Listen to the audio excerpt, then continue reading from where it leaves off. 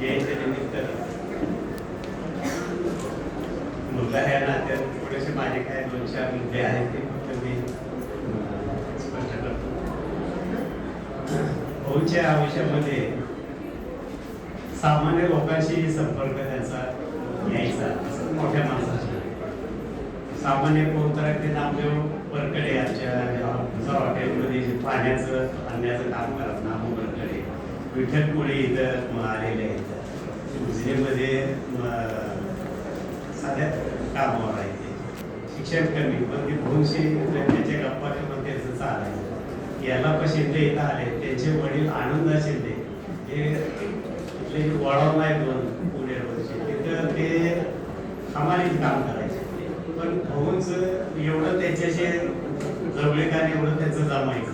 त्या बुधवार धनगर वाडाचे पाणीपाशी जे धनगर कुटुंब आहेत, शिंदे शेंगा आहे, त्यावेळेस धनगरवाडा असं म्हणाय तिथं राहत असत ते. आणि भाऊंचा सारख्या त्याचा संपर्क असायचा. जयवंत दोडके आणि वसंत दोडके, वसंत दोडके आले असतील तर ते सामान्य एसटीमध्ये करत असतात. पण भाऊंकडे सतत ते यायचे आणि नेहमी त्यांच्या बोलणं त्याचं चालू असायचं त्यांचं.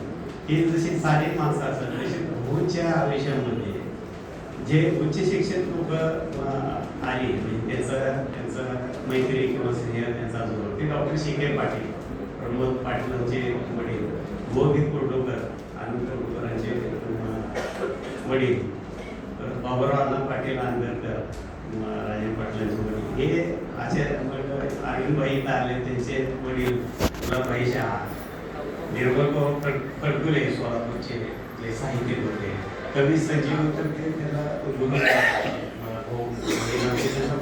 कवी संजीव, कवी रामनाथ पवार सोलापूरचे, शाहीर अमर शेख, किंवा मग आनंद मास्तर आमदार सुशीलकुमार शिंदे, श्रीनिवास जोशी, जे मोठं काम केले सामाजिक वगैरे जुन्या काळामध्ये उभा केलं ते श्रीनिवास जोशी, सुधीर जोशींचे वडील, संजीवदादा गायकवाड, असे जे मोठे माणसं जे होते त्यांच्याशी त्याचा संपर्क किंवा त्याचा स्नेह असायचा. आणि सामान्य लोकांशी असायचा. म्हणजे सामान्य लोकांना कसा वेळ देत असेल किंवा असायचं, पण त्यांच्या मोकळ्या गप्पा त्यांच्या चालायच्या ती लहानपणापासून मी पाहिलेलं आहे. भाऊनी वयाच्या 25व्या वर्षी विराट मुंबईला लिहिलं आणि तिथं सिनेमाची कापडी बोर्ड अक्षर त्याचं खूप छान होतं. त्याचे रंगवून तिने तिथं काय तिथे घालवलं, कलापथक तयार केलं. तिने मराठवाडा विदर्भ कोकणात वगैरे मोठे कार्यक्रम त्यांचे प्रबोधनाचे केले. वयाच्या 50 नंतर मग ते स्थिरतावर जे हॉटेल विसावा असेल, स्वागत खानावळ असेल, फर्निचरचं दुकान आराम फर्निचर म्हणून केलं होतं.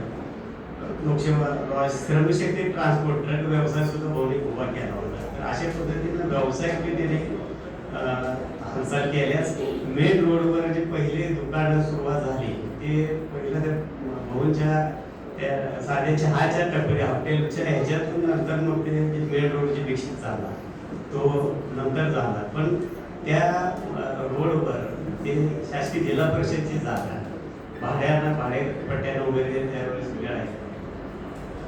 आपल्या परिसरातल्या दिल्लीतल्या गावातल्या लोकांना, तरुणांना मिळण्यासाठी म्हणून भाऊने प्रयत्न करून त्या जागा व्यवसायासाठी मिळण्यासाठी त्यांनी प्रयत्न केला. नंतर ज्या वेळेस ते जागा परत ते काढायच्या, दुकान रोड मोठा करायचा असं ज्यावेळेस चाललं त्यावेळेस टपरीधारक संघटना आता मला पुराणी गुन्ह्याच्या ह्याच्यात भाऊने तयार केल्या आणि त्या जागा परत जायचे ते ठेवण्याचा प्रयत्न केला. मगाशी क्रांतीनगरबद्दल जे अशोक कांबळे म्हणाले ती वस्तुस्थिती आहे. आणि दीर्घ तिथं वर्षे ते आंदोलन भाऊने काय लोकांना हाताशी धरून ते केलं आणि मग तिथून ते मार्गी लागले किंवा त्यांच्या नावावर गरिबांच्या वगैरे जे जागा झाल्या त्यातून ते भाऊंचा अगोदरपासूनच मोर्चेवाले भाई किंवा मोर्चेवाले भाऊ असं जे म्हणायचे ते असं सतत त्यांचं चाललेलं असायचं. याच्या अगोदर बुधवार जे 2 मशीद जे भाग आहेत तिथं शिवजयंतीचा उत्सव त्या काळात भाऊने खूप लक्ष घालून केला. मग अशी एखादं ते नागाबाईचा उल्लेख केला. नागनाथ माने म्हणून जे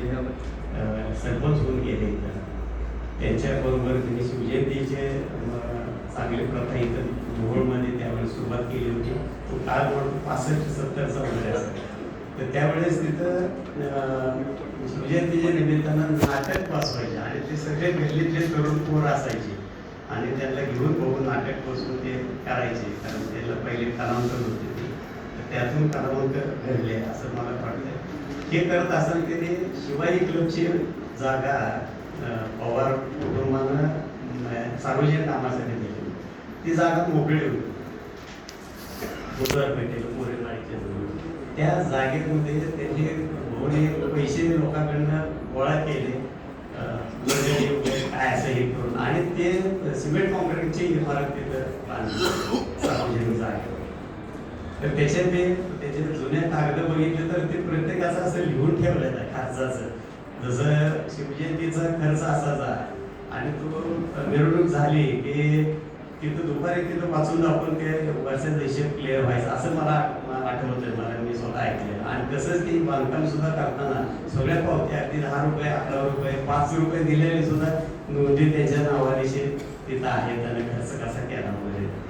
तर हे स्वतःच घरचं काम ठीक आहे, पण हे सार्वजनिक काम सुद्धा त्या तेवढ्या व्यापामध्ये भोवणी त्यावेळेस असं केलेलं आहे. ते वृद्ध कलावंतांना पेन्शनसाठी भोवणी प्रयत्न केले तर मगाशी वाघमारेने सांगितलंच. पण ती रॅडिकल पार्टी, लाल झेंडा कम्युनिस्ट पार्टी, त्याच्यात त्यांनी काम करत असताना पुरोगामी विचाराचे अनेकमध्ये त्याने सक्रिय होते.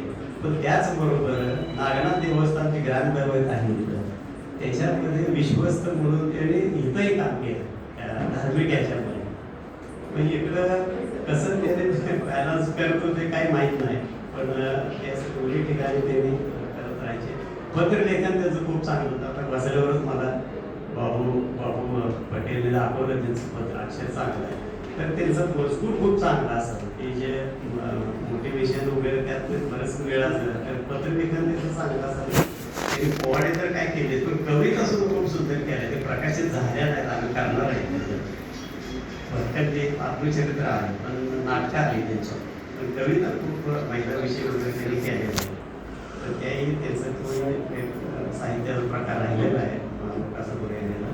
वयाच्या 65व्या वर्षी त्यांनी पतसंस्था ही महिला पतसंस्था काढलीच नाही. त्या उभे 65 होतं त्यांचं. यादाई प्रशालेमध्ये त्यांनी त्याच्या उभारणीमध्ये वाटचालीमध्ये होणे खूप सक्रियपणे भाग घेतला. ती संस्था खूप चांगल्या पद्धतीने सातत्यामुळे काशी करणे वगैरे सांगितलंच त्यांनी.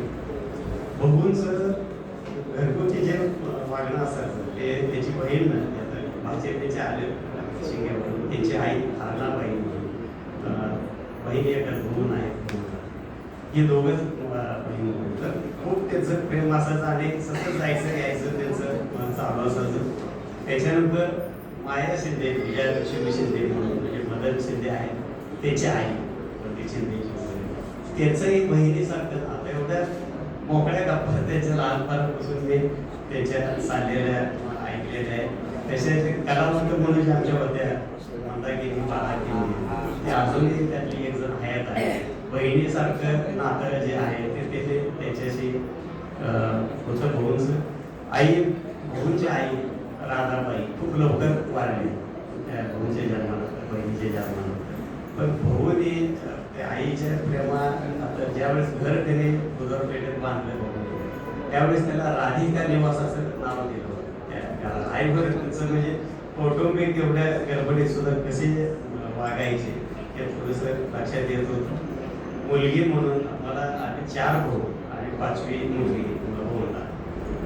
काही उज्ज्वल आता ते पंढरपूरला तिला तिचे लग्न झाले त्यावेळेस होते तेराशीमध्ये नोकरीला. त्यावेळेचा एक प्रसंग आहे. लग्न 16 ह्याला पंढरपूरला जाऊन पोहोचले आमचे पाहुणे, त्यांच्या सहकार्याने त्यांचं नोंदणी करून दिलं. आणि संध्याकाळी लग्न दुपारी संध्याकाळी मागायला भाऊने सकाळी उठले की चहा घ्यायला त्या मुलीकडे गेले पंढरपूर तिच्या सासऱ्याला. तेव्हा गाडी नव्हती, तिथं जायचं इथे. सकाळी 7-8 नंतर भाऊ तिथं मुलीकडे जाऊन चहा घेतला आणि काय नाही, कसं आलं तुम्ही, काय नाही पगार भेटला लावला आणि काय पण मागायला.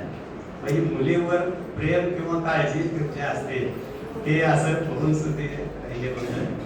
त्याचं सासरा आणि सून जे नातं आहे ते आता तुम्ही बऱ्याच जणांनी बघितलंय. संगीताचं बाकीच्या तुमच्या वहिनी आहेत त्यांच्याशी संगीताचे तर असं आहे की ते मुलगी आहे का सून आहे असं बाहेरचं भरत वाटावं अशा पद्धतीनं त्याचं ते हे असायचं वागणं. आता आपल्या समाजात बघतो आपण की बहुतर अशा महाराष्ट्र परीक्षेत साहित्य किंवा शाहीर संगीता माझी पत्नी ही 4 नंबरची धाकटी सोडते पण ते तिला आवाजाव पाहिजे.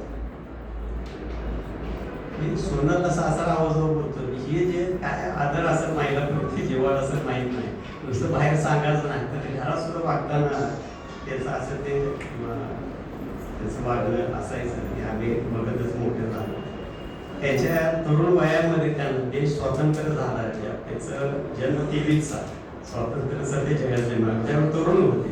त्या काळात त्यांना ते अनुभवी त्यांचा तो त्याचा देश ह्याचा मिळाला. त्यांना उजनी धरणाच्या अगोदर तांदूळाचं बघितलं गाव मोडते महाराज होतं सगळं ते पण त्यांना बाबा अनेक जे हिरवगार झालं तेही त्यांना अनुभव आला. असं त्यांच्या आयुष्यात 2% त्याच्यामध्ये त्याच्या आयुष्यात बघायला मिळाले. आमचं आता 50 वर्षापासून हॉटेल व्यवसायामध्ये आमचं कुटुंब आहे. ते तिथे राम नाईक म्हणून आलेत का नाहीत मला माहीत नाही. रामभाऊ नाईक म्हणून ते आमचे कर्मचारी आहेत. सुरुवातीपासून ते लहान होते तेव्हाच कामाला होते. नंतर आता शेवटच्या टप्प्यात त्याने आता कामाला येत नाहीत पण ते अजून बी दररोज इथं राहतात बुजुर्गांनी. ते दररोज येऊन तासभर तरी विसा हॉटेलमध्ये येतात आणि काहीतरी काम करतात. कादा चिरणं त्यांना ते किचन बसतातच आहे. ते काही ना काही तिथे थांबायचं आणि मग निघून जायचं. हे अजूनही करतात. आता थकले म्हणजे काय अटॅचमेंट कशी असते ज्या वास्तूमध्ये ज्या कुटुंबांना आपल्याला घडवलं आपल्याला काय ते हे केलं त्याच्याकडे जवळ यायचं ते त्यांना काय मानसिक समाधान मिळून घेत नाही तिथे. पण हे असं काय काय व्यक्ती आहेत तिथे लोक इंडियन बसलेले आहेत त्यांना बोला म्हटलं पण त्यांचा बोलाचा सराव नाही ना. फॅमिली डॉक्टर जसे असतात तसे आमचे फॅमिली इंजिनियर त्यांचं वैशिष्ट्य दुसरं असं 3 पिढ्यांमध्ये त्यांची मैत्री. वडिलाशी त्यांचं खूप चांगलं मोकळं संवाद पूर्ण व्हायचं. सुभाष दादा चंदू बापू ह्यांच्याशी माझ्याशी त्याचं असं सगळं जमत गेलं. आता पुढची आमची 3री पिढी आहे त्यांच्याशी बी त्याचं मुलांशी अतिशय बोलणं आणि बाकी कामाचं व्याज पण हे 3 पिढ्यांमध्ये जमून ठेवणं म्हणजे त्यांच्याकडे कौशल्य असेल किंवा आमचं बी जमते कसं माहीत नाही. पण ह्या सगळ्या गोष्टी अशा ह्या मूळच्या परिसरात आमच्या कुटुंबाबरोबर घडत आल्या.